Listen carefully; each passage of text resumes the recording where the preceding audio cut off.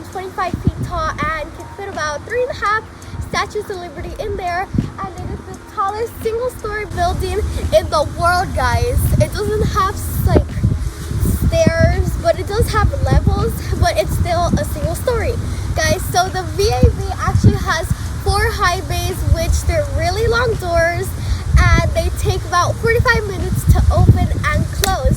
Alright guys, fun fact is that the Artemis-1 rocket is actually being stacked in there right now, and it is getting ready to launch in 2022. This is just a test flight. It's gonna be uncrewed, so no people. People are gonna land on the moon in about 2025. So yeah.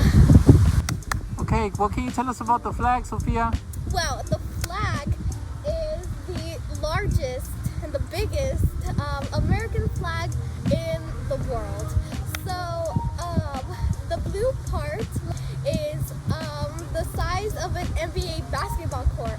It's huge.